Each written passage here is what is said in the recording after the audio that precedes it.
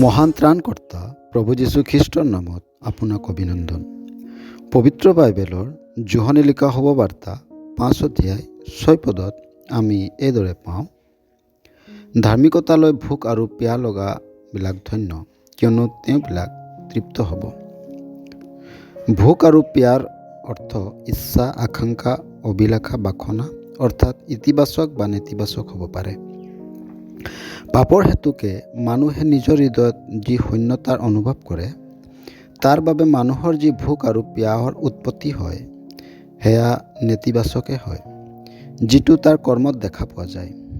চোৰ, হত্যা, ব্যভিচাৰ, পৰস্ত্ৰীগমন, পশুগমন আৰু কেইবা প্ৰকাৰৰ অতিকৈ ঘিণ লগা ও ভয়ানক পাপ। আৰু এই ধৰণৰ ভোক আৰু পিয়াহৰ কেতিয়াও অন্ত নহয়। যিকোনোৱে পাপৰ দাসত্বৰ পৰা ৰক্ষা পায়, সেইজনৰ জীৱনত ধাৰ্মিকতাৰ ভোক আৰু পিয়াহ দেখিবলৈ পোৱা যায়। আৰু ঈশ্বৰৰ প্ৰসন্নতা, সমাদৰ, সন্মানৰ বাবে সেইবিলাক মানুহক জীৱন নিৰ্বাহ কৰাটো দেখা পোৱা যায়।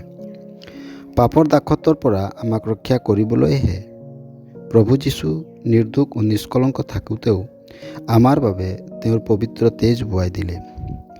যিকোনোৱে প্ৰভু যীশুক বিশ্বাস কৰে, তেওঁৰ পাপ প্ৰভু যীশুৰ তেজৰ দ্বাৰাই ধুই তেওঁক পবিত্ৰ কৰা হয়, আৰু তেওঁৰ জীৱন বগা কাপোৰৰ দৰে দাগবিহীন হৈ পৰে।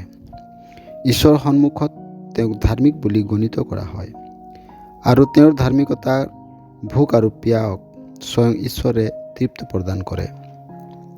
আপুনিও প্ৰভু যীশুক বিশ্বাস কৰি ঈশ্বৰৰ দ্বাৰাই আপোনাৰ ধাৰ্মিকতাৰ ভোক আৰু পিয়াহৰ তৃপ্তি লাভ কৰিবলৈ ঈশ্বৰে আপোনাক সহায় কৰক। ধন্যবাদ।